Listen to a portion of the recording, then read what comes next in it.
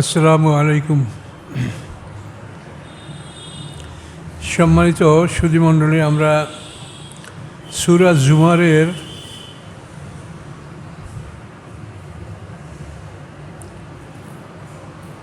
শেষের আয়াত আর কি 69 বা 70 নম্বর আয়াত, এটা আমরা ইনশাল্লাহ আলোচনা করবো ইনশাল্লাহ। আউযু বিল্লাহি মিনাশ শাইতানির রাজিম। বিসমিল্লাহির রহমানির রহিম। ওয়াসিকাল লাযীনা কাফারু ইলা জাহান্নামা যুমারা। পরিচালনা করা হবে, চালিয়ে নিয়ে যাওয়া হবে কাফেরদেরকে জাহান্নামের দিকে দলে দলে। এটা হলো বিচারে যে 50টা পরীক্ষা, 50,000 বছরের সমান একটা দিনে 50 বার পরীক্ষা করবেন আল্লাহ তাআলা। এটা হলো শেষ 50 পরীক্ষার 49 শেষ। এখানে এই 50 নাম্বার, এটার পরে জান্নাত জাহান্নাম সবাই, এটা শেষ পরীক্ষা। তো ওয়াসিকাল্লাযীনা কাফারু ইলা জাহান্নামা যুমারা, চালিয়ে নেওয়া হবে কাফেরদেরকে জাহান্নামের দিকে দলে দলে। হাত্তা ইযা জাউহা, এমনকি যখন তারা তার কাছে আসবে, ফুতিহাত আবওয়াবুহা, তখন তাদের দরজাগুলি খুলে দেওয়া হবে। ওয়াকালা লাহুম খাজানাতুহা, এবং বলবে তাদের পাহারাদার, আলাম ইয়াতিকুম রাসূলুম মিনকুম, তোমাদের কাছে কি রাসূল আসিছিল না? ইয়াতলুনা আলাইকুম আয়াতি রাব্বিকুম, যারা তেলাওয়াত করত তোমাদের পরে রবের আয়াতগুলি। ওয়ায়ুনযিরুনাকুম লিকা ইয়াউমিকুম হাযা, এবং ভয় দেখাতো তোমাদেরকে এই দিনের সাক্ষাৎ সম্পর্কে। এটা প্রশ্ন করবে দোজখের পাহারাদাররা। ক্বালু, তখন এই কাফেররা বলবে, বালা, হ্যাঁ এসেছিল। ওয়ালাকিন হাক্কাত কালিমাতুল আযাব আলাল কাফিরিন, বরং প্রতিষ্ঠিত হয়েছে আল্লাহর বাণী, শাস্তির বাণী প্রতিষ্ঠিত হয়েছে আলাল কাফিরিন, কাফেরদের উপরে। এখানে যে এই জাহান্নামীদেরকে দলে দলে দোজখের কাছে নিয়ে যাওয়া হবে, নিয়ে যাওয়ার পরে তখন দোজখের দরজা খোলা হবে, আগেই খুলে রাখা হবে না। তার কারণ এটা সাধারণত আমরা যে আমার দেশে যে হাজতখানা, কয়েদখানা, জেলখানা দেখি, সেখানেও আসামি ঢোকার সময় দরজা খুলে ঢুকানো হয় আর বন্ধ করে দেওয়া হয়, দরজা খোলা রাখা হয় না। তো এই জন্য এই জাহান্নামের দরজাটাও ঠিক ওভাবেই, এটাকে খোলা রাখা হবে না, বন্ধ থাকবে। এই আসামিরা সেখানে গেলে তারপর দরজা খুলে তাদেরকে ঢুকানো হবে, তারপর আবার দরজা বন্ধ করে দেওয়া হবে। আর তাদের ঢোকার সময় প্রতিমধ্যে দোজখের পাহারাদাররা তাদেরকেই প্রশ্নটা করবেন যে তোমাদের কাছে কি রাসূল আসছিল না? তোমাদের কি এই দিনের ভয় দেখায় নাই? কিলা দুখুলু আবওয়াবা জাহান্নামা, বলা হবে যে প্রবেশ করো তোমরা জাহান্নামের দরজা দিয়ে, জাহান্নামে ঢুকো। খালিদিনা ফিহা, তোমরা অনন্তকাল থাকবে উহার মধ্যে। ফাবিসা মাসওয়াল মুতাকাব্বিরিন, কত নিকৃষ্ট ঠিকানা অহংকারীদের। পৃথিবী যারা অহংকার করেছে, কোরআনকে যারা তুচ্ছ তাচ্ছিল্য করেছে, কোরআনের কথা শোনে নাই, এই অহংকারীদের অবস্থাটা কতই নিকৃষ্ট হবে।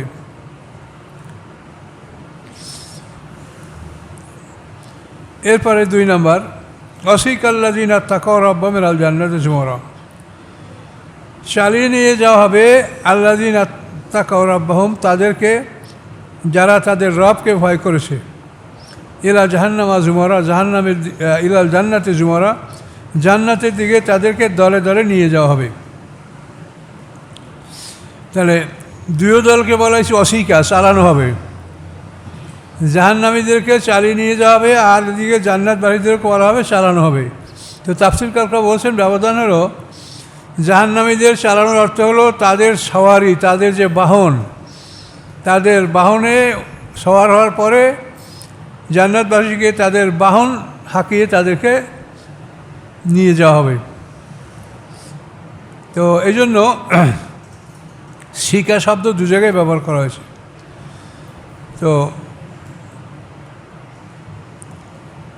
এই জন্য যারা মোমেন তাদেরকে তাদের আমলগুলি তাদের কাছে তাদের বাহন হবে হাসরের ময়দানে। তাফসীরে বলা আছে যে এই যে আমাদের রোজা, নামাজ, হজ, যাকাত আপনারা যেগুলো করছেন এখন আমরা পালনটা করছি, এটা আমাদের কষ্টকর কাজ, কষ্ট হচ্ছে সবারই, কিন্তু এই কাজগুলি বিচারের পরে আমাদের সামনে হাজির হয়ে বলবে যে আমি তোমার নামাজ, তোমাকে আমি বহু কষ্ট দিয়েছি, তুমি অনেক কষ্ট স্বীকার করে আমাকে আদায় করেছো, আমি সালাত তোমার নামাজ, তো তুমি পৃথিবীর বুকে আমাকে বহুত কষ্ট করেছো আমার জন্য, তো আজকে আমি তোমার জন্য বাহন হব, তুমি আমার সওয়ারি, আমি সওয়ারি হব, তুমি আমার বাহন হবে, আমার বাহনে উঠে তুমি তোমার গন্তব্যস্থানে যাবে। তো এই দিন জান্নাতে যাওয়ার যেদিন শেষ পর্ব আসবে সেদিন মোমেনদের সব আমলগুলি তাদের সুন্দর বাহনে পরিণত হবে, সুন্দর বাহনে পরিণত হয়ে এই বাহনগুলি হাঁকিয়ে তাদেরকে জান্নাত দিকে নিয়ে যাওয়া হবে। আর কাফেরদেরকে তাদের কোনো বাহন থাকবে না, তাদেরকে এমনি খালি পায়ে তাদেরকে দোজখের দিকে নিয়ে যাওয়া হবে। অস্বীকার শব্দটা দু জায়গায় ব্যবহার করা আছে, কিন্তু অর্থ ব্যবধান। মুমিনদের ক্ষেত্রে মানে জান্নাতবাসীদের বাহন, এই বাহন হাঁকিয়ে নিয়ে যাওয়া হবে, খালি পায়ে না, হাঁটিয়ে তাদেরকে নেওয়া হবে না। ওয়াসিকাল্লাযীনা আত্তাকাউ রাব্বাহুম ইলাল জান্নাতি যুমারা, সারি নিয়ে যাওয়া হবে তাদেরকে যাদের রবকে ভয় করেছে, ইলাল জান্নাতি যুমারা, জান্নাতের দিকে দলে দলে। হাত্তা ইযা জাউহা, এমনকি যখন তারা আসবে জান্নাতের দরজার কাছে, ফুতিহাত আবওয়াবুহা অফুতিহাত আবওয়াবুহা, অথচ তাদের দরজাগুলি তখন খোলা থাকবে। এখানে অফুতিহাত আর ওখানে শুধু ফুতিহাত উপরে, কাফেরদের ফুতিহাত আবওয়াবু, আর এখানে অফুতিহাত, অবশ্য তাদের দরজাগুলি আগেই খোলা রাখা হবে, জান্নাত বাড়িদের জন্য দরজা আগেই খুলে রাখা হবে। অফুতিহাত আবওয়াবু, অথচ খুলে রাখা হবে তাদের দরজাগুলি। অকাল আলাহুম খাজানাতু, এবং বলবে তাদেরকে তাদের পাহারাদার, সালামুন আলাইকুম, তোমাদের উপরে শান্তি, তেবতুম, তোমরা সুখী হও, ফাদখুলুহা, তোমরা প্রবেশ করো জান্নাতে, খালিদিনা, অনন্তকালের জন্য। এভাবে জান্নাতবাসীদেরকে অভিবাদন জানাবে জান্নাতের পাহারাদার ফেরেশতাগণ। ওয়াকালুল হামদুলিল্লাহিল্লাযী সাদাকানা ওয়া'দাহু, জান্নাতবাসীরা বলবে প্রশংসা সেই আল্লাহর, আল্লাযী সাদাকানা ওয়া'দাহু, যিনি বাস্তবে পরিণত করেছেন, সত্যে পরিণত করেছেন তার ওয়াদা। ও আওরাসানাল আরদা, এবং আমাদেরকে ওয়ারিস বানিয়েছেন সেই জান্নাতের। নাতাবাওয়াউ মিনাল জান্নাহ, আমরা বসবাস করব এই জান্নাতে, হাইসু নাশা, আমরা যেখানে ইচ্ছা করব। ফানিমা আজরুল আমিলিন, কত সুন্দর বিনিময়, কত সুন্দর পুরস্কার কর্মীদের জন্য, যারা পৃথিবীতে কর্ম করেছে তাদের জন্য কত সুন্দর নিয়ামত, কত সুন্দর বিশ্রামের জায়গা। জান্নাতে বিশাল বাড়ি হবে, প্রত্যেকটা মানুষের মানে আদনা জান্নাত যে পাবে তাদের সম্পর্ক হাদিসে বলা আছে যে এই পৃথিবীর সমান একটা বাড়ি হতেই পারে, আল্লাহ ভালো জানেন। সেখানে চলাফেরা, যানবাহন, সব কিছু তো অন্যরকমই হবে। তো এই জন্য এখানে তারা কি বললো, নাতাবাওয়াউ মিনাল জান্নাতে হাইসু নাশা, যে এই জান্নাতের আমরা যেখানে ইচ্ছা করবো সেখানেই আমরা বসবাস করতে পারবো, এখানে কোনো বাধা বিঘ্ন নাই। ফানিমা আজরুল আমিলিন, কত সুন্দর পুরস্কার কর্মীদের জন্য। এখন এই পৃথিবী এটা এমন একটা জায়গা যে এখানে আল্লাহ তাআলা আমাদেরকে সৃষ্টি করেছেন, সমস্ত প্রাণীদের কর্ম তিনি নির্ধারণ করে দিয়েছেন, কে কী করবে। চন্দ্র, সূর্য, গ্রহ, নক্ষত্র, নদী, সমুদ্র, আলো, বাতাস, সব জিনিসের কর্ম নির্ধারণ। শুধুমাত্র মানুষের কর্মটা আল্লাহ নির্ধারণ করে দেন নেই, এটা মানুষের ইচ্ছার উপর রেখেছেন। মানুষকে শুধু দুইটা পথ দেখিয়ে দিয়েছে, এইটা ভালো, এটা মন্দ। কদ তাবায়্যানা রুশদু মিনাল গায়y, ভালো পথ মন্দ পথ থেকে পৃথক করে দেখানো হয়েছে। কাজে তোমরা দেখে যেটা ভালো পথ সেই পথে ঢুকো, মন্দে ঢুকবে না। এবং শয়তান তোমাদের চিরশত্রু, শয়তানের পরামর্শ তোমরা শুনবে না। এই কথাগুলি আল্লাহ তাআলা বলে দিয়েছেন।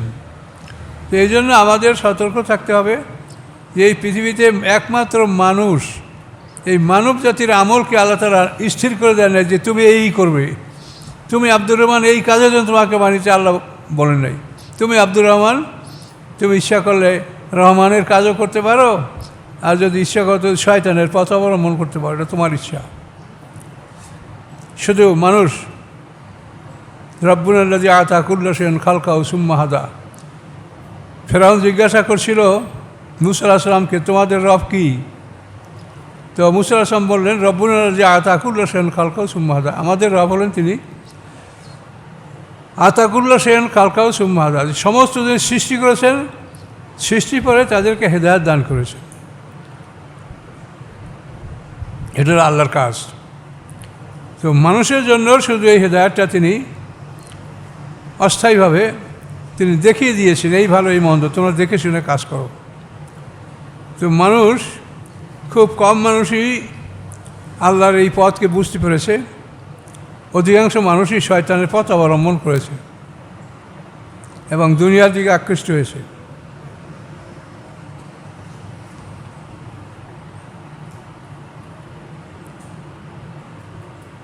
আর মানুষরা যে আমল করে, এতে মনে করবেন না যে আমরা ভালো কাজ এগুলো আল্লাহ করায় আর মন্দ কাজ শয়তানে, এটা কিন্তু না। ভালো কাজও যে আল্লাহ করান, মন্দ কাজও সেই আল্লাহই করান। চুরি, ডাকাতি, খুন, জেনা সবই আল্লাহর হুকুমেই হয় এবং আল্লাহর আদেশেই হয়। এগুলো সব আল্লাহ করেন। কেন করেন? এজন্য আল্লাহ তাআলার যে কতগুলো নিয়ম আছে, খাতের, হাজেজ, হাম, আজম, 4টা নিয়ম স্তর। যখনই একটা কাজ আপনি করতে যাবেন, তাহলে ওইটার ব্যাপারে আপনার মনে যে প্রথম চিন্তাটা আসবে, এটার নাম হলো খাতের, যে এটা ভালো কি মন্দ। হাজেজ, এরপর ওই চিন্তাটা দীর্ঘস্থায়ী হবে যে এই কাজটা করলে কীভাবে করা যাবে। এরপরে হাম, সেটার পরিকল্পনা, এই কাজটা করলে কীভাবে করা যাবে। যেমন জুলাইখা এবং ইউসুফ আলাইহিস সালাম সম্পর্কে আল্লাহ কোরআনে কি বলছেন, ওয়ালাকাদ হাম্মাত বিহি ওয়া হাম্মা বিহা, ওখানে হাম শব্দটা ব্যবহার করা হয়েছে, যে তারা একটা খারাপ কাজ কিভাবে সম্পাদন করবে, এজন্য তারা যে একটা পরিকল্পনা গ্রহণ করেছিল, এইটার নাম ছিল হাম। এই হামের পরে আজম, দৃঢ় সম্পর্ক, যে এখন আমরা এই অন্যায়টা করব। অন্যায় কাজের জন্য 4টে স্তর, খাতের, হাজেজ, হাম, আজম। এই 4টে স্তরের চতুর্থ স্তরে যখন মানুষ যায়, তখন আল্লাহ তাআলা তার উপরে গুনাহ লেখে। আর হাম, পরিকল্পনা পর্যন্ত গুনাহ লেখা হয় না, তখন পর্যন্ত সে মাফের মধ্যে থাকে। কাজে এই জন্য প্রত্যেকটা কাজ, আল্লাহ আমাদের সৃষ্টিকর্তা, ভালো তিনি করবেন, মন্দ সৃষ্টি করবেন। আমরা যে যারা আল্লাহর পক্ষে, তারা আল্লাহর কাছে যেমন সব কিছু চাই, যেমন অন্যায় করে তারাও সব আল্লাহর কাছেই চায়। চুরি যে করে সে চোর কিন্তু সবসময় আল্লাহর কাছেই ফরিয়াদ করে যে আল্লাহ আমি যেন চুরি করতে পারি, আমি যেন ধরা না পড়ি, সে সবসময় আল্লাহর কাছে বলে। চোরের আল্লাহ আর মোমেনের আল্লাহ একই আল্লাহ। এখন আল্লাহর কাছে যে যা চাবে আল্লাহ তাকে তা দিবে। এই জন্য এটা সম্পূর্ণ আমার নিজের কর্মের উপরে নির্ভর করে যে আমাদের কর্মটা আমরা কিভাবে স্থির করব। এই জন্য আমাদের আমল নামা, আমাদের আমল, এটা সম্পর্কে আমাদের সতর্ক থাকতে হবে। তো আল্লাহ তাআলা আমাদের এই 50টা পর্বের সর্বশেষ পর্বটা এখানে বলে দিলেন যে এইভাবে আল্লাহ তাআলা হাশরের ময়দানে জান্নাতীদেরকে জান্নাতে নিয়ে যাবেন, আর উপরে জাহান্নামীদেরকে জাহান্নামে নিয়ে যাওয়ার কথা বলা হলো। ওয়াতারাল মালাইকাতা হাফিনা মিন হাউলিল আরশ, হে রাসূল আপনি দেখতে পাবেন ফেরেশতাদেরকে হাফিনা মিন হাউলিল আরশ, যে তারা ঘিরে রেখেছে আল্লাহর আরশের চারপাশ। আল্লাহর আরশ, আল্লাহর সিংহাসনের চারপাশে অসংখ্য ফেরেশতারা এই আল্লাহর আরশকে ঘিরে রেখেছে। সেখানে তারা কি করে, ইউসাব্বিহুনা বিহামদি রাব্বিহিম, তারা সবাই আল্লাহর ইউসাব্বিহুনা বিহামদি রব্বিহিম, রবের প্রশংসা সহ আল্লাহর মানে পবিত্রতা এটা তারা ঘোষণা করছে। ওইখানে দাঁড়িয়ে দাঁড়িয়ে কেউ যে কোনো অবস্থায়, কেউ দাঁড়িয়ে, কেউ বসে, কেউ ইবাদত করে, কেউ সেজদা করে, বিভিন্ন অবস্থায় ফেরেশতারা আল্লাহর ইবাদত করছে।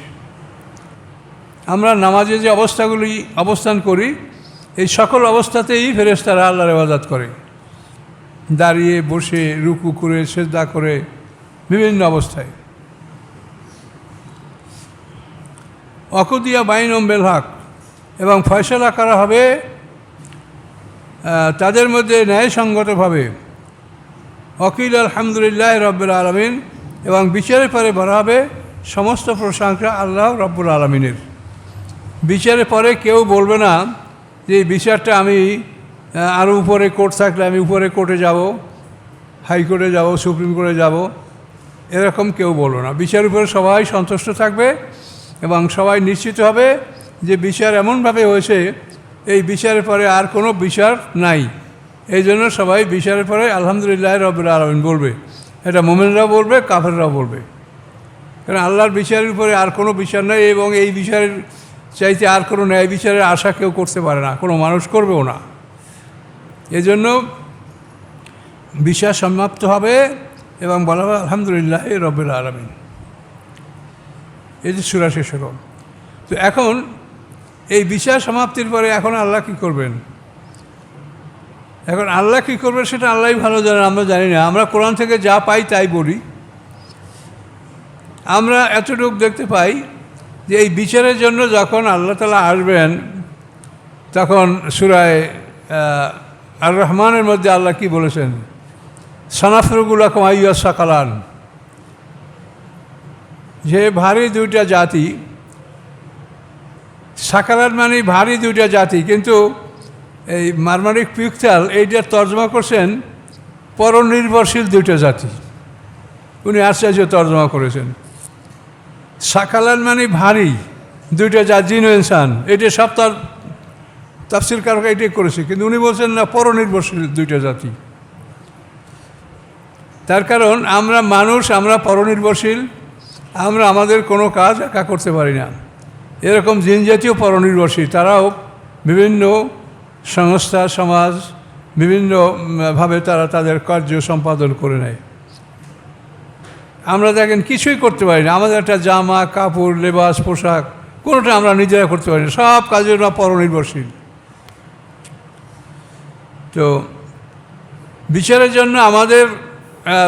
জন্য আল্লাহ তাআলা আমাদের যে মনোযোগ দেবেন আমাদের প্রতি, সেজন্য আল্লাহ বলছেন কি, সানাফরুগু লাকুম আইয়ুহাস সাকালান, হে দুইটি পরনির্ভরশীল জাতি, আমি তোমাদের জন্য আমি অবসর নেব। তাহলে এতে বোঝা যায় যে আল্লাহ তাআলা এই যে বিচারের 50,000 বছরের সময় যে বিচারের দিন, এই দিনটি আল্লাহ তাআলা অন্য অন্য কাজ থেকে অবসর নেবেন। অর্থাৎ তার যে জগতের প্যারালাল ইউনিভার্সিটি যদি থাকে, প্যারালাল ইউনিভার্স মানে বিশ্বজগৎ সমমানের যদি আরও থাকে, আসে তো অবশ্যই, থাকবে না মানে এটা অবশ্যই আসে। কেন? আল্লাহ কোরআনে কি বলছেন? কোরআনে কি বলছেন? যে এই সমুদ্র একে যদি 7 গুণ করে বাড়িয়ে দেওয়া হয় এবং এগুলি কালিতে পরিণত করা হয়, এবং গাছের সমস্ত কাঠগুলিকে যদি কলম দ্বারা রূপান্তরিত করা হয়, তাহলে এর দ্বারা লিখলে আল্লাহর কালাম শেষ হবে না। তাহলে এখন চিন্তা করেন, সমুদ্রের পানি দ্বারা কি লেখা যায়, এইটাই কোনো মানুষের ব্রেইনে আসে, কল্পনা আসে? আমরা এখানে তো ওই শুষ্ক অঞ্চলে বসবাস করি, আমরা তো সমুদ্র দেখিনি। নদীতে যদি আপনি যান, সমুদ্রে যান, তো মনে করেন যে পৃথিবীতে পানি ছাড়া আর কিচ্ছু নাই, শুধু পৃথিবীতে পানি, এটাই মনে হবে। এই বঙ্গোপসাগর থেকে পাড়ি দিলেই দেখবেন যে আর পৃথিবীতে মনে করেন পৃথিবীতে আর কিচ্ছু নাই পানি ছাড়া। দিনকে দিন, মাসকে মাস, বছরকে বছর আপনি আপনার জাহাজ নৌকা চালাতে থাকবেন, দেখবেন যে আপনি শুধু পানিতে ভাসছেন। তো এই পানি যদি আরও 7 গুণ বাড়িয়ে তাকে কালিতে রূপান্তরিত করা হয় এবং তার দ্বারা যদি আল্লাহর কালাম লেখা হয়, তা আল্লাহর বাণী ফুরাবে না। তা আল্লাহর বাণী কত? তো সেই বাণী কি এই পৃথিবীর এই জ্ঞান? এই পৃথিবীতে কয়টা মানুষ আর কতটুক জায়গা, কতটুকু, এ তো খুব একটা সামান্য আল্লাহর সৃষ্টির স্থান। কাজেই আল্লাহর মহাজগৎ মহাসৃষ্টিতে অবশ্যই আছে। কাজেই সেই জগৎ, সেই সৃষ্টি আল্লাহ কীভাবে রেখেছেন, কীভাবে কোথায় সেই জগৎগুলি আছে সে সম্বন্ধে আমরা কোনো জ্ঞান রাখি না। আমরা এতটুকু জানি আল্লাহ বলেছেন ইয়াতানাজ্জালু আমরু বাইনাহুন্না, যে 7 আসমান 7 জমিন তিনি সৃষ্টি করেছেন। প্রত্যেক আকাশে প্রত্যেক জমিনে আল্লাহর আদেশ জারি হয়। ইয়াতানাজ্জালু আমরু বাইনাহুন্না সূরায়ে, এটা হলো সূরা তালাকের মধ্যে আয়াত আছে, যে আল্লাহ বলছেন যে আমার এই পৃথিবীতে যেভাবে আমার আদেশ জারি হয় এভাবে অন্যান্য জগতেও আমার আদেশগুলি জারি হচ্ছে। তো আল্লাহ তাআলা সানাফরুল কামিয়াস সাকালান বলেছেন যে আমি এই দুইটি জাতি, জিন ও ইনসান, এই দুইটি জাতির বিচারের জন্য আমি অবসর নেব এবং অন্যান্য জাতির থেকে আমি ওই ফেজগুলি অফ করে দিয়ে আমি তোমাদের এই বিচারটা আমি সঠিকভাবে আমি করব। এটা শুধু আমাদের বুঝের জন্য আল্লাহ বলেছেন, আল্লাহর সঠিকভাবে বিচার করার জন্য তার এই ফেস অফ না করে দিলেও হয়, কিন্তু তিনি আমাদের জন্য বলেছেন যেটা আমরা যাতে বুঝি। তো এই জন্য আল্লাহর সৃষ্টি কত বড়, আল্লাহ কেমন, আল্লাহ কিভাবে, এগুলি আমরা চিন্তা করতে পারি না। আপনি চিন্তা করেন এখন বর্তমান পৃথিবীতে কত কোটি মানুষ? 800 কোটি মানুষ। এই 800 কোটি মানুষ আল্লাহ তাআলা বলছেন ওহুয়া মাআকুম আইনামা কুনতুম, আল্লাহ তোমাদের সাথে আছে তোমরা যেখানেই থাকো। 800 কোটি মানুষের সাথে আল্লাহ সব জায়গায় আছেন। আর এটা চিন্তা করা যায়? বলেন, এগুলি চিন্তা করলে কি সেজদা থেকে মাথা তোলা যায়? যে 800 কোটি মানুষ আমাদের এই পৃথিবীতে আছে, প্রত্যেকটা মানুষের সাথে আল্লাহ আছেন। ওহুয়া মাআকুম আইনামা কুনতুম, কোরআনের আয়াত। তিনি তোমাদের সাথে আছে তোমরা যেখানে আসো না কেন। তো এইভাবে আল্লাহ তাআলা হাসরের ময়দানে বিচারের সময় একই সময় বিচার, প্রত্যেকটা মানুষই, আমি যেমন বিচারের সম্মুখীন আপনি তেমন, আর প্রত্যেকটা মানুষই আল্লাহর সামনে দাঁড়িয়ে তার বিচার এবং তার হিসাব নিকাশ দিতে থাকবে। এটা এমন নয় যে ওনার বিচার হইলে তারপর আমাকে সিরিয়ালে ডাকবে, এমন কিছু না। সব কিছু একই সঙ্গে আল্লাহ তাআলা করবেন। কীভাবে করবেন, কী যে তার জ্ঞান, কী যে এলেন, এটা কীভাবে তিনি করবেন, এটা আল্লাহ ছাড়া আমরা কিছুই বলতে পারি না। মহাজ্ঞান এই কোরআন এমন এক জিনিস। দেখেন, এই যে ইদানিং ইরানে যে আয়াতুল্লাহ খামেনির তাকে যে বিদায় করা হলো, এই সময় দেখেন পৃথিবীর অন্তত 30টা দেশের মানুষ ইরানে গেছে বিভিন্ন অঞ্চল থেকে এবং তাদের নিজেদের লোকজন। এই সমস্ত দেশের মানুষদেরকেই কোরআন দ্বারাই কিন্তু সবাইকে অভ্যর্থনা জানানো হয়েছে। সে সময় যে যারা অনিসলামিক যারা, তারা কেউ আপত্তি করে নাই যে আমাদের ধর্মগ্রন্থ থেকে আমাদেরকে বলা হোক, কেউ বলে নাই। কোরআন থেকেই সবাইকে বলা হয়েছে, কোরআন থেকেই সবাই সান্ত্বনা, কোরআন থেকেই সবাই অভ্যর্থনা। কাজে সব কিছু কোরআন থেকেই বলা হয়েছে। কাজে এর থেকে বোঝা যায় আসলে কোরআনের সামনে পৃথিবীতে কিছু নাই। আমরা যদিও ঘাড় মোড়াই, কিন্তু শেষ পর্যন্ত কিন্তু আমরা আঁকাবাঁকা করে আঁকিয়ে বাঁকিয়ে সে কোরআনের কাছে আমরা আসতে বাধ্য। কোরআনের কাছে আমরা সবাই হাজির হচ্ছি। কাজে কোরআনই পৃথিবীর একমাত্র ধর্মগ্রন্থ এবং একমাত্র কোরআন দ্বারাই আল্লাহ তাআলা হাসরের ময়দানে আমাদের এই কোরআন নাযিল হওয়ার পর থেকে যারা আছে তাদের বিচার করবেন। এবং এর আগে ইনজিল কিতাব, ওই কিতাবের সময় যে ছিল, ওই সময়ের মধ্যে যারা পৃথিবীতে ছিল তাদেরকে ইনজিল কিতাব দ্বারা বিচার করা হবে। এরপরে দাউদ আলাইহিস সালামের জাবুর কিতাব দ্বারা বিচার করা হবে। তার যে সময়, লিকুল্লি আজালেন কিতাব, প্রত্যেকটা কিতাবের জন্য এক একটা টার্ম অ্যান্ড কন্ডিশন আছে, সময় আছে। এরপরে মুসা আলাইহিস সালামের তাওরাত কিতাব, এবার ইব্রাহিম আলাইহিস সালামের কিতাব, প্রত্যেক পয়গম্বরকে যে আল্লাহ কিতাব দিয়েছেন, এই কিতাব দ্বারাই সেই পয়গম্বরের উম্মতের হিসাব নিকাশ বিচার ব্যবস্থা এগুলো আল্লাহ ব্যবস্থা করবেন। কাজে এই জন্য আমাদের এই বিচার আচার সম্পর্কে সতর্ক হওয়া উচিত এবং আমাদের সবসময় অবগত হওয়া উচিত যে আমরা কী অবস্থায় আছি, কী অবস্থায় আমাদের ভবিষ্যৎ হবে। এগুলি সব আমাদের জেনে শুনে আমাদের এই ভালো কাজগুলি করা উচিত এবং আল্লাহর পথে ফিরে আসা উচিত। পৃথিবী এমন একটা জিনিস যেখান থেকে আমরা এই মসজিদ থেকে বের হলেই আমরা এই পরিবেশ আর আমাদের থাকে না। পৃথিবীর একটা জিনিস যদি তাকাই তখন আমরা সব ভুলে যাই। কাজে এই জন্য এই পৃথিবীর দিক খুব কম তাকাতে হবে, পৃথিবীর দিক কম তাকাতে হবে, যত কম দেখে পারেন তাই ভালো। কাজেই মহাবিশ্বের মানে আলোচনা এটা তো বিরাট ব্যাপার। আল্লাহ তাআলা আমাকে পুরো সুস্থতা দান করুক। আপনারা সবাই দোয়া করেন, আল্লাহুম্মা আমিন বলেন, যে সবাই যাতে আপনারা আমরা ভালো থাকতে পারি, সেটা আল্লাহর ইচ্ছা। তো এইভাবে আল্লাহ তাআলা বিচারের কাজ সমাপ্ত করে তিনি আবার তার মহাবিশ্ব নিয়ে আবার আল্লাহ তাআলা তার জগতে সে কাজ করবেন। সে কখন থেকে তার কাজ শুরু হয়েছে এই পৃথিবীর, কখন শেষ হবে এটার সম্বন্ধে আমরা কিচ্ছু জানি না। আমরা মাঝখানে এই পৃথিবী আমাদের সৃষ্টি হয়েছে। আল্লাহ আমাদের এই সৃষ্টির সময়টা পার হয়ে যাওয়ার পরে আমাদের বিচার সম্পন্ন করবেন। বিচার সম্পন্ন করার পরে আমাদের ব্যাপারে চূড়ান্ত ওই যে হয়ে গেল এই আয়াত, দুইটা আয়াতে আমাদের জান্নাত জাহান্নামে দেওয়া হলো।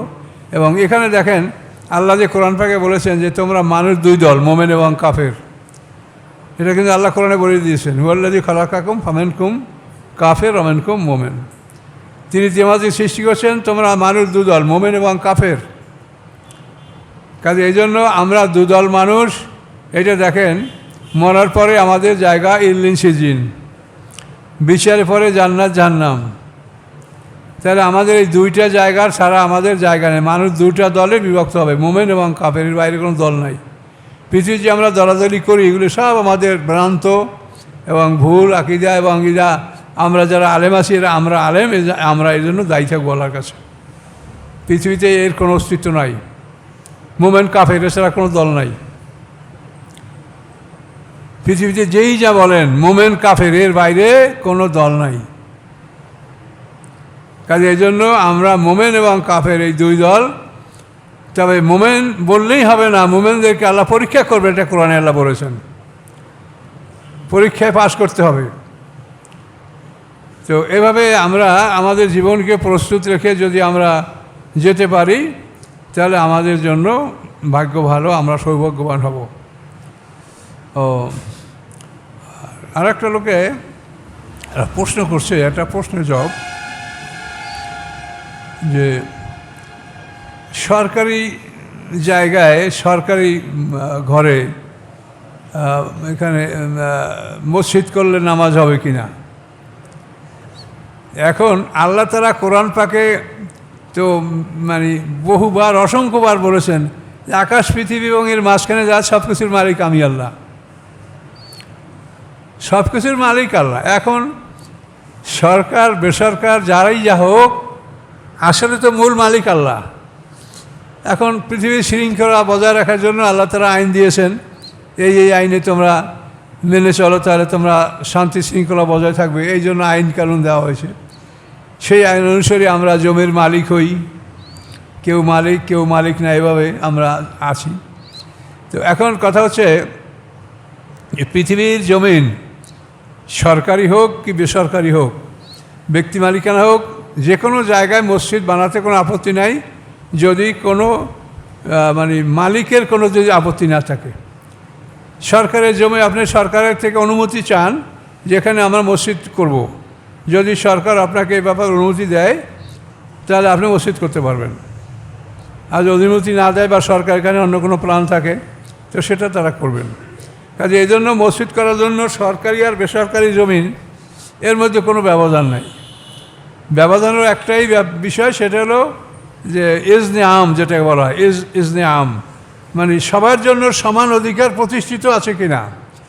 সবার জন্য সমান অধিকার প্রতিষ্ঠিত থাকলেই সেখানে মসজিদ হতে পারবে এবং সেখানে জামাত জুমা এগুলো সব হতে পারবে। কাজে এই জন্য মসজিদের জন্য সরকারি বা বেসরকারি জায়গার কোনো শর্ত না, শর্ত হলো যে জমির যে মালিক, যারা মালিক, সে মালিক সরকার হোক বা বেসরকার হোক, যারা সরকার তারা ওই দেশেরই মানুষ, তারা বাইরের কেউ না, সবই আমরা দেশি মানুষ। কাজেই যদি এজনে আম থাকে, সরকারি জমিতে মসজিদ করতে চাইলে এজনে আম বা সাধারণ মানুষের জন্য সমানভাবে যে অনুমতি, সমান অধিকার, এই মসজিদ আপনার সবাই আসছেন সমান অধিকার, কারো কোনো অধিকার নাই যে আমি এই জায়গায় বসবো বা এই জায়গায় বসবো। যে যেখানে জায়গা পাবে সে সেখানেই বসবে, এটা আল্লাহর ঘর, সবাই সমান। এই সমান অধিকার থাকাটাই শর্ত, আর কোনো কিছু শর্ত নেই মসজিদ করার ব্যাপারে। কাজে এতটুকু লক্ষ্য রেখেই আপনারা মসজিদ করতে পারবেন। তো আসুন, এখন আপনারা যারা কাবলা জুমা পড়েন নাই তারা 4 রাকাত কাবলা জুমা আদায় করুন।